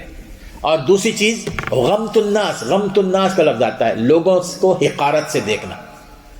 جب ایک شخص ماشاءاللہ اللہ تعالیٰ نے اس کو بہت کچھ دیا ہے، بہت بہترین گاڑی میں جاتا ہے، بہت بہترین گھر ہے اس کا، انتہائی نفیس لباس پہنتا ہے، اس کے ذہن میں اگر یہ خیال آ جائے کہ میرے سامنے والا جو ہے وہ میرے سامنے کوئی حیثیت نہیں رکھتا، تو پھر یہ ہے وہ تکبر وہ ہوتا ہے۔ تو بہرحال اسی تکبر نے ابلیس کو، شیطان کو وہ دھتکار دیا گیا وہ۔ اور پھر اس کے بعد اللہ تبارک و تعالیٰ فرماتے ہیں ابا واستکبر وکان من الکافرین وقلنا یا آدم اسکن انت وزوجک الجنہ وکلا منها رغدا حیث شئتما ولا تقربا هذه الشجرہ فتکونا من الظالمین۔ اس کے بعد ہم نے آدم علیہ السلام سے یہ کہا کہ اسکن انت وزوجک الجنہ، اب تم اور تمہاری بیوی جنت میں رہو، وکلا منها رغدا، اور جو تم چاہو کھاؤ، جی بھر کے کھاؤ، وکلا منها رغدا، پیٹ بھر کے کھاؤ، حیث شئتما، جہاں چاہے کھانا چاہے کھاؤ، ولا تقربا هذه الشجرہ، لیکن یہ جو درخت ہے اس کے قریب نہ جانا۔ یہ نہیں فرمایا کہ اس کا پھل نہیں کھانا، اس کے قریب نہ جانا، فتکون من الظالمین، تم پھر اگر تم اس کے قریب گئے تو تم ظالمین میں سے شمار ہوگے۔ اس آیت کا جو پہلا حصہ ہے اس میں آدم علیہ السلام کی بیوی کا بھی ذکر آتا ہے نا، وزوجک الجنہ، کہ ان کی بیوی۔ اب یہ ان کی بیوی کون تھی؟ حضرت حوا علیہ السلام، یہ ان کی بیوی تھی۔ اب یہ جو ان کی بیوی تھی، یہ میرے دوستو اللہ تعالیٰ نے ان کو کیسے پیدا کیا تھا؟ عام طور پر یہ بات ہے کہ اللہ تعالیٰ نے حضرت حوا کو آدم علیہ السلام کی پسلی سے پیدا کیا، آدم علیہ السلام کی پسلی سے پیدا کیا نا۔ یہ نہیں اس لیے کہ اس وقت آدم علیہ السلام ہی تھے نا وہاں اس موقع پر جب ان کو سجدہ کیا گیا، پھر حوا کہاں سے آ گئی؟ اللہ تعالیٰ نے آدم علیہ السلام کو آدم علیہ السلام کی پسلی سے پیدا کیا، جیسا کہ قرآن مجید میں آتا ہے کہ یا ایھا الناس اتقوا ربکم الذی خلقکم من نفس واحدہ وخلق منها زوجہا، ہم نے تم تمام کو ایک انسان سے پیدا کیا ہے، وخلق منها زوجہا، اور اسی انسان سے اس کی بیوی کو ہم نے پیدا کیا، آدم علیہ السلام سے۔ اسی طرح حدیث میں جو بات اس کی ذکر آتی ہے وہ اس حدیث سے بھی استدلال کیا جاتا ہے۔ صحیح بخاری کی حدیث آتی ہے کہ استوصوا بالنساء خیرا، رسول یہ تو فرمایا کہ میں تمہیں نصیحت کرتا ہوں کہ اپنی عورتوں سے اچھا سلوک کرو، میں تمہیں نصیحت کرتا ہوں خصوصی طور پر اپنی عورتوں سے اچھا سلوک کرو۔ فإن المرأة خلقت من ضلع، کیونکہ عورت پیدا کی گئی ہے پسلی سے، من ضلع۔ اور پھر آپ نے فرمایا کہ وَإِنَّ أَعْوَجَ شَيْءٍ فِي الضِّلْعِ أَعْلَاهُ، اور پسلی، وہ پسلی سب سے زیادہ ٹیڑھی ہوتی ہے جو اوپر کی طرف ہماری جو پسلی ہے وہ زیادہ ٹیڑھی ہوتی ہے۔ فَإِن ذَهَبْتَ تُقِيمَهُ كَسَرْتَهُ، اگر تم نے اس پسلی کو سیدھا کرنا چاہا تو تم توڑ کے رکھ دو گے، وَإِن تَرَكْتَهُ لَمْ يَزَلْ أَعْوَجَ، اور اگر تم نے اس کو ویسے ہی چھوڑ دیا تو وہ ویسے ہی ٹیڑھی رہے گی۔ فَاسْتَوْصُوا بِالنِّسَاءِ خَيْرًا، آپ فرمایا کہ اس ٹیڑھی پسلی کو ٹیڑھی ہی رہنے دو، لیکن تم اس کے ساتھ اچھا سلوک کرو، میرے دوستو اس میں ایک پوائنٹ یہ بھی ذہن میں رکھیے، یہ موضوع سے ہٹ کر ہے۔ آپ نے یہ فرمایا کہ جو عورتوں کا مزاج ہوتا ہے نا، خواتین کا مزاج مردوں کے مزاج کی طرح نہیں ہوتا ہے۔ خواتین کے مزاج میں ٹیڑھ پن ہوتا ہے، خواتین کے ان کی اپنی جو سمجھ، ان کی جو اپنی فہم ہے، یقیناً وہ ہم سے زیادہ انٹلیکچوئل ہیں، بہت سارے کاموں میں ماشاءاللہ بہت زیادہ سمجھدار ہیں، یہ نہیں کہنا چاہیے کہ وہ سمجھدار نہیں ہیں، لیکن شوہر بیوی کے جو معاملات ہوتے ہیں، بچوں کے جو معاملات ہوتے ہیں، آپس میں جو عام طور پر جب کبھی کوئی تکرار ہو جائے تو وہاں پر اگر بیوی جب بحث کرنے لگے تو ہو سکتا ہے کہ بہت ساری باتیں وہ بلا دلیل کر دے، ہو سکتا ہے کہ بات جو صحیح ہے اس بات کو نہ مانے، وہ اس کے ٹیڑھ پن کی وجہ سے۔ اب ایسے موقع پر شوہر کا یہ کمال ہے کہ اس کے ٹیڑھے پن کو سامنے رکھتے ہوئے اس کے ساتھ حسن سلوک سے کام کرے۔ رسول نے فرمایا کہ کہ بیوی تمہاری ٹیڑھی ہے، لیکن میں پھر بھی کہتا ہوں کہ تم اس کے ساتھ حسن سلوک کرو۔ اگر کسی کو اللہ تعالیٰ نے بڑی نیک اور بڑی اچھی بیوی عطا کر دی، جو شوہر کی ہر بات مانتی ہو، شوہر کی خدمت کرتی ہو، سارے حقوق ادا کرتی ہو، اور شوہر اس کا ماشاءاللہ اس کے ساتھ بڑا اچھا رہتا ہے، تو یہ اس کا کمال نہیں ہے، یہ اس کا کمال نہیں ہے۔ کمال اس شوہر کا ہے جو بیوی بار بار اس کو ٹوکتی ہو، بار بار کوئی نہ کوئی فتنہ کوئی نکتہ اٹھاتی ہو، اس کو چھیڑنے کی کوشش کرتی ہو۔ اس موقع پر اگر وہ شوہر اس کے ساتھ اچھا سلوک کرتا ہے تو کمال وہاں پر۔ رسول صلی اللہ علیہ وسلم نے یہاں پر بیان فرما دیا، استوصوا بالنساء خیرا فإنہن خلقن من ضلع، کہ تم اپنی بیویوں کے ساتھ اچھا سلوک کرو، لیکن اس میں یہ بات یاد رکھو کہ تم نے یہ چاہا کہ میرا جو مزاج ہے، میری جو سمجھ ہے اسی طرح وہ ہو، تو تم اس پسلی کو جو ٹیڑھی ہے سیدھی کرنے کی کوشش کر رہے ہو، اور اگر سیدھی کرنے کی کوشش کرو گے تو پھر کسرتا ہو، تو تم اس کو توڑ دو گے۔ توڑ دینے کا معنی کیا ہے کہ تم طلاق دے دو، طلاق ہو جائے گی وہاں پر۔ کسرتا ہو تو اس ٹیڑھ پن کو ویسے ہی باقی رکھو، اور اپنی عقل اور سمجھ اور حکمت استعمال کرتے ہوئے اس کے ساتھ اچھا سلوک کرو۔ موقع یہاں نہیں ہے، رسول صلی اللہ علیہ وسلم کی سنت سے ایسی کئی مثالیں ہیں، آپ اپنے ازواج مطہرات کے ساتھ کیسا سلوک کیا کرتے تھے، بہت ساری ایسی مثالیں کسی موقع پر بیان کروں گا میں۔ بہرحال اس حدیث سے بھی یہ معلوم ہوتا ہے کہ عورت کو اللہ تعالیٰ نے پسلی سے پیدا کیا، لیکن بہرحال ایک اور رائے ہے اس کے اندر، یہ شیخ البانی رحمہ اللہ کی رائے ہے۔ وہ یہ کہتے ہیں کہ یہاں پر آدم علیہ السلام سے جو پسلی سے پیدا کیا گیا ہے، حقیقت میں یہ ایک مثال دی ہے، اللہ تعالیٰ نے مثال دی ہے کہ عورت کی مزاج میں ٹیڑھ ہے، وگرنہ کسی صحیح حدیث میں اس کا ذکر نہیں آتا ہے کہ اللہ تعالیٰ نے آدم علیہ السلام کی پسلی سے حوا کو پیدا کیا، کیونکہ حدیث میں جو آتا ہے کہ فَإِنَّ الْمَرْأَ خُلِقَتْ مِنْ ضِلْعٍ، کہ عورت کو پسلی سے پیدا کیا گیا ہے، تو حدیث میں قرآن میں ایک اور جگہ بھی آتا ہے کہ خُلِقَ الْإِنسَانُ مِنْ عَجَلٍ، کہ انسان جلد بازی سے پیدا کیا گیا، خُلِقَ الْإِنسَانُ مِنْ عَجَلٍ، انسان جلد بازی سے پیدا کیا، تو معنی یہ ہے کہ انسان جلد بازی کوئی چیز ہے اس سے پیدا کیا گیا۔ بہرحال ان کی یہ شاذ رائے ہے، ان کی یہ شاذ رائے ہے، حقیقت میں قرآن مجید کی رائے زیادہ تائید کرتی ہے اس کی۔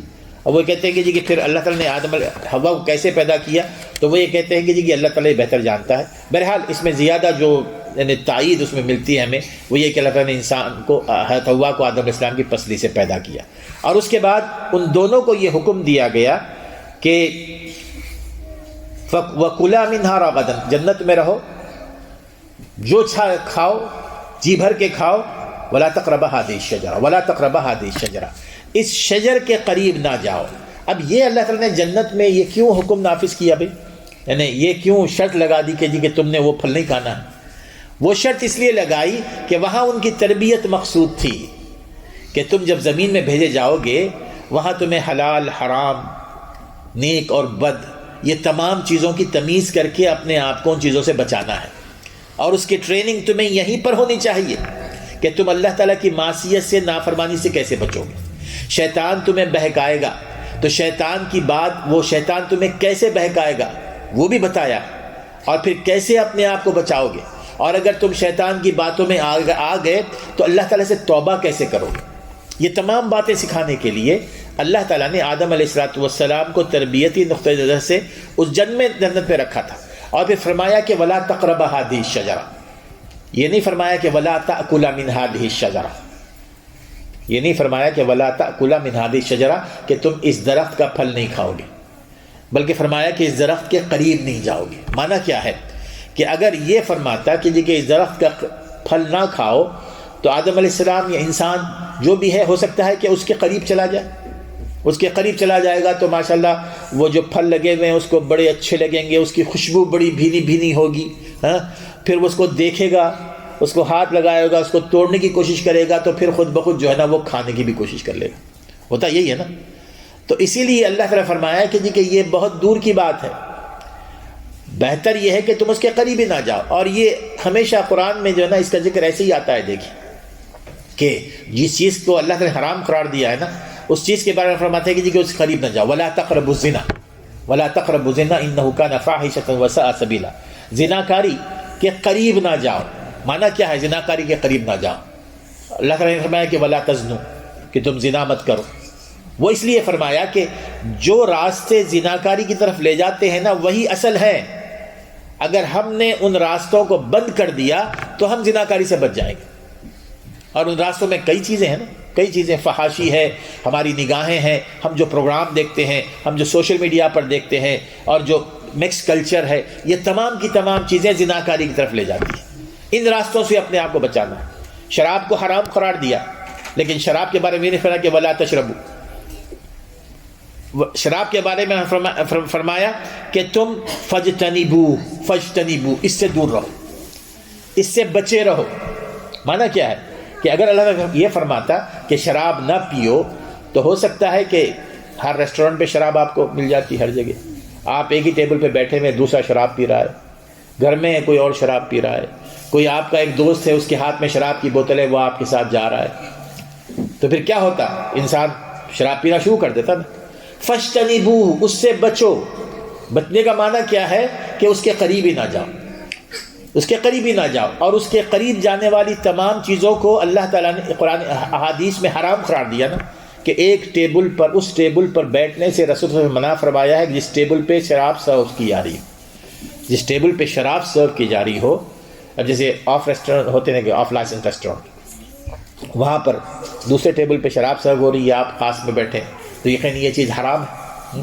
اسی طرح شراب کا کاروبار، شراب کو اٹھانا، شراب کو بنانا، شراب کو بنوانا، شراب کو اٹھوانا، یہ تمام وسائل جو شراب کے حوالے سے ہیں ان کو رسول اللہ نے لعنت زدہ قرار دی. اللہ تعالیٰ کی لعنت ہے ان لوگوں پر، کیونکہ یہ چیز انسان کو شراب پینے پر آمادہ کرتی ہے.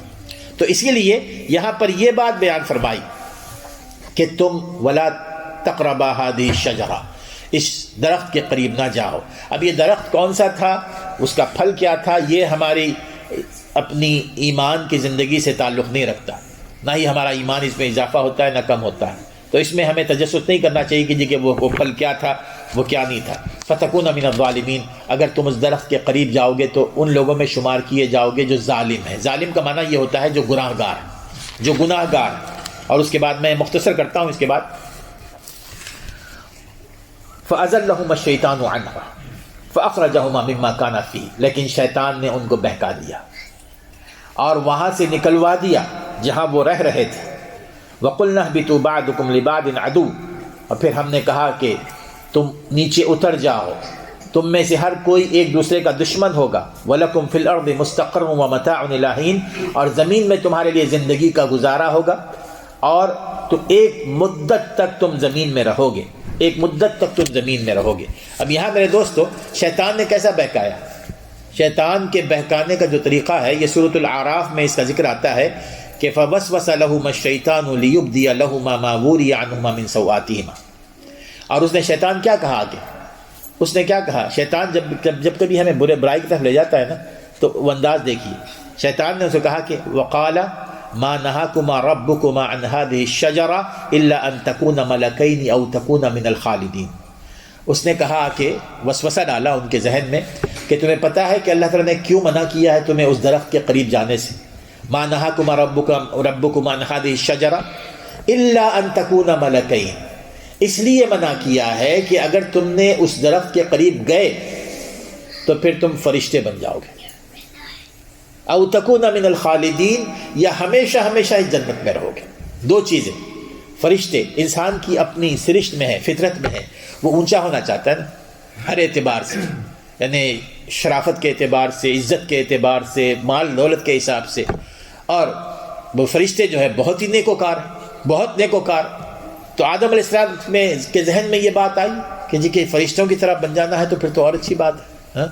فرشتے او تکون من الخالدین، یا تم ہمیشہ ہمیں اس میں رہو گے. تو شیطان ہمیں ہمیشہ یاد رکھیے کہ نفع کا یعنی وعدہ دیتا ہے ہمیں کہ تم اگر یہ کام کر لو گے تو تمہیں فائدہ ہی فائدہ ہے. تھوڑی دیر کے لیے کاروبار کر لو یہ، اس کے بعد اللہ تعالیٰ سے توبہ کر لو. اس کے بعد توبہ کر لو، فائدہ ہی فائدہ ہے۔ وہ کبھی یہ نہیں کہتا کہ یہ گناہ کا کام ہے۔ وہ اس نے آدم علیہ السلام سے یہ بھی کہا اس نے کہ میں ان کو دھوکہ دیا، اور کہنے لگا کہ وَقَاسَمَهُمَا إِنِّي لَكُمَا لَمِنَ النَّاصِحِينَ، ان کو قسم کھا کر اس نے کہا کہ دیکھو میں تمہارا سچا دوست ہوں، میں تمہارا فائدہ چاہ رہا ہوں، یہ کام کر لو۔ آپ کو بھی کبھی کسی سے موقع ایسے بات سننے کا موقع ملے گا کہ میں تمہارے فائدے کی بات کر رہا ہوں، تو ہمیں دیکھ لینا چاہیے کہ جی کیا بات کی جا رہی ہے۔ تو اس طرح شیطان نے ان کو وہاں پر بہکایا، اور وہ ان کی باتوں میں آ گئے، اور ان کی باتوں میں آ کر انہوں نے وہ پھل کھا لیا، اور پھر اس کے بعد وہاں سے ان کو نکال دیا گیا۔ اب جہاں تک ان کو نکالا گیا ہے نا آدم علیہ السلام کو، یہ عام طور پر ہمارے ذہن میں یہ بات آتی ہے کہ بطور سزا اللہ تعالیٰ نے آدم علیہ السلام کو جنت سے نکالا۔ نہیں میرے دوستو، آدم علیہ السلام نے اللہ تعالیٰ سے توبہ کر لی تھی۔ وہ جو نکالا گیا ہے وہ اس لیے نہیں، بلکہ ان کو اللہ تعالیٰ نے صرف زمین کے لیے بنایا تھا نا، جنت میں رہنے کے لیے نہیں بنایا۔ جیسے کہ ہم نے اس کا آغاز کیا کہ انی جاعل فی الارض خلیفہ، کہ میں اس زمین کے لیے خلیفہ بنانے جا رہا ہوں۔ تو آدم علیہ السلام بطور سزا نہیں نکالے گئے تھے، بلکہ ان کا حقیقی ٹھکانہ تو زمین ہی تھا۔ لیکن انہوں نے آدم علیہ السلام نے جو توبہ کی تھی وہ ذہن میں رکھنی چاہیے کہ آدم علیہ السلام کا جیسے ذکر آتا ہے یہاں پہ کہ فَتَلَقَّى آدَمُ مِن رَبِّهِ كَلِمَاتٍ فَتَابَ عَلَيْهِ إِنَّهُ هُوَ التَّوَّابُ الرَّحِيمُ، آیت نمبر 37۔ فَتَلَقَّى آدَمُ مِن رَبِّهِ كَلِمَاتٍ، اللہ تعالیٰ نے آدم علیہ السلام کو کچھ کلمات وحی فرمائے، اور آدم علیہ السلام نے وہ کلمات، وہ الفاظ اللہ تعالیٰ سے وصول کیے۔ فَتَابَ عَلَيْهِ، اور اللہ تعالیٰ نے ان کی توبہ قبول فرمائی۔ إِنَّهُ هُوَ التَّوَّابُ الرَّحِيمُ، اور بے شک اللہ تعالیٰ توبہ قبول فرمانے والا ہے۔ اب یہاں پر ایک بات ذہن میں رکھنی چاہیے کہ یہ کون سے کلمات ہیں؟ یہ کلمات وہ ہیں جو سورۃ الاعراف میں ذکر کیے گئے ہیں۔ ربنا ظلمنا انفسنا وان لم تغفر لنا وترحمنا لنکونن من الخاسرین، بہت ہی پیاری دعا ہے۔ ربنا ظلمنا انفسنا، اے اللہ ہم نے جو گناہ کیا ہے وہ اپنے آپ پر ظلم کیا ہے۔ وان لم تغفر لنا، اور اگر تو ہمیں معاف نہ کرے، وترحمنا، اور ہم پر رحم نہ فرمائے، لنکونن من الخاسرین، تو ہم ظلم کرنے والوں میں سے ہوں گے، نقصان اٹھانے والوں میں سے ہوں گے۔ اب یہ وہ توبہ تھی جو آدم علیہ السلام نے کی۔ اس حوالے سے میں ایک آخری بات بول کر اپنی بات ختم کرتا ہوں کہ عام طور پر یہ کہ جو جنت سے نکالے گئے اور پھر اس کے بعد آدم علیہ السلام نے توبہ کی، اللہ تعالیٰ سے معافی مانگی، اس حوالے سے کچھ موضوع حدیثیں عام طور پر ہمارے سوسائٹی میں گردش کرتی رہتی ہیں۔ موضوع یعنی فیبریکیٹڈ، بنی بنائی بھی، اپنے طور پہ بنائی ہوئی، اس کا کوئی تعلق نہیں ہوتا صحیح حدیث سے۔ ان میں سے ایک حدیث عام طور پر بتائی جاتی ہے، وہ یہ کہ جب آدم علیہ السلام نے اللہ تعالیٰ سے معافی مانگی تو اس میں یہ الفاظ تھے کہ اللہ محمد صلی اللہ علیہ وسلم کے صدقے مجھے معاف فرما دے، محمد صلی اللہ علیہ وسلم کے صدقے ہمیں معاف فرما دے۔ تو اللہ تعالیٰ نے آدم علیہ السلام سے پوچھا کہ میں نے تو ابھی محمد صلی اللہ علیہ وسلم کو پیدا نہیں کیا، تو تمہیں کیسے پتہ چلا کہ محمد کون ہے؟ تو اس موقع پر آدم علیہ السلام نے فرمایا کہ جی کہ اللہ میں نے آسمان کی طرف نگاہ اٹھائی تو آسمان کے کنارے یہ لکھا ہوا تھا، آپ کے نام کے ساتھ محمد کا نام لکھا ہوا تھا، اللہ کے نام کے ساتھ محمد صلی اللہ علیہ وسلم کا نام بھی لکھا ہوا تھا، یعنی لا الہ الا اللہ محمد رسول اللہ۔ تو میں نے سوچا کہ اللہ کے نام کے ساتھ اسی شخص کا نام لکھا جا سکتا ہے جو اللہ کو سب سے زیادہ محبوب ہے، اور یہ حقیقت ہے، اس میں کوئی نہیں۔ لیکن یہ جو گفتگو ہوئی ہے کہ آدم علیہ السلام نے فرمایا کہ جی کہ اللہ کے ساتھ اللہ تیرے ساتھ اسی کا نام جوڑا جا سکتا ہے جو سب سے زیادہ تجھے محبوب ہو، تو پھر اللہ تعالیٰ نے یہ کیا کہ ہاں وہ میرا محبوب ہے اور میں تمہیں معاف کرتا ہوں۔ میرے دوستو، یہ حدیث بنانے کی ہمیں ضرورت نہیں ہے، کیونکہ یہ حدیث کوئی صحیح سند سے ثابت نہیں ہے۔ موضوع کہتے ہیں کہ کوئی آدمی اپنی طرف سے گھڑ لے اور اس کو حدیث کے نام پہ پیش کر دے، ایسی کوئی حدیث نہیں ہے جس میں یہ ذکر آتا ہے۔ اس سے کیا عام طور پہ جو حدیث گھڑنے والے ہیں اس سے کیا ثابت کرتے ہیں؟ اس سے یہ ثابت کرتے ہیں کہ جی کہ دعا جب کرنی ہو تو محمد صلی اللہ علیہ وسلم کے وسیلے سے کرو، اگر محمد صلی اللہ علیہ وسلم کے وسیلے سے کرو گے کہ تمہاری دعا قبول ہوگی۔ اور جبکہ یہ بات ایسی کوئی نہیں ہے، جو جتنے بھی آپ آداب دیکھ لیں دعا کے، دعا کیسے کی جائے اور دعا کیسے کرنا ہے، قرآن مجید میں اس کا ذکر آتا ہے کہ تم نے دعا کیسے کرنی ہے۔ قرآن مجید میں کیا آتا ہے کہ اللہ تعالیٰ فرماتے ہیں کہ جی کہ رسول صلی اللہ علیہ وسلم فرماتے ہیں کہ وَإِذَا سَأَلَكَ عِبَادِي عَنِّي، جب اللہ تعالیٰ بندے جب تم سے پوچھیں میرے بارے میں تو تم کیا کہو؟ فَإِنِّي قَرِيب، اجیب دعوت الداعی اذا دعان، میں ان کے قریب ہوں، جب بھی وہ مجھے پکاریں گے، جب بھی مجھ سے دعا کریں گے تو میں ان کی دعا قبول فرماؤں گا۔ تو کہیں بھی دعاؤں کے حوالے سے کبھی کہیں بھی کسی وسیلے کا کہیں ذکر نہیں آتا۔ تو اس حوالے سے یہ بات ذہن میں رہنی چاہیے کہ اس قسم کی جو باتیں ہیں وہ لوگوں میں مشہور ہو جاتی ہیں لیکن کوئی اس کی حقیقت نہیں ہوتی۔ بہرحال اللہ تعالیٰ نے ان کی توبہ قبول فرمائی اور اللہ تعالیٰ نے ان کو زمین پر نازل اتارا گیا۔ اب زمین پر کہاں اترے یہ بھی ایک چیز ہے۔ عام طور پر اس کے حوالے سے بھی بہت ساری باتیں ہیں کہ حوا علیہ السلام جدہ میں اتریں یا میدان عرفات میں اتریں، آدم علیہ السلام سری لنکا میں اترے، یہ ساری بے بنیاد باتیں ہیں اور اس کا ہمارے اپنے دین کے ساتھ، ایمان کے ساتھ کوئی تعلق نہیں ہے کہ وہ کہاں اترے گی۔ بعض لوگ جو ہے نا ایسی تحقیقات میں پڑ جاتے ہیں، یعنی ایسے لوگ ہوتے ہیں جو بڑی تحقیق کرتے ہیں لیکن نماز پڑھنے کا ان کو طریقہ معلوم نہیں ہوتا، لیکن اس میں بڑے تحقیق کرتے رہتے ہیں کہ جی کہ آدم علیہ السلام کہاں اترے تھے، حوا اور آدم کا کہاں پر آپس میں ملاپ ہوا تھا، کہتے ہیں کہ جی کہ عرفات کے میدان میں ہوا تھا۔ تو یہ ساری بے سروپا باتیں ہیں، ان پر ہمیں یقین نہیں کرنا چاہیے، بلکہ ہمیں یہ سوچنا چاہیے کہ جی کہ ہم اس قرآن مجید سے اپنی عملی زندگی کے لیے کیا سبق حاصل کر سکتے ہیں۔ اللہ تعالی ہمیں سمجھنے عمل کرنے کی توفیق عطا فرمائے۔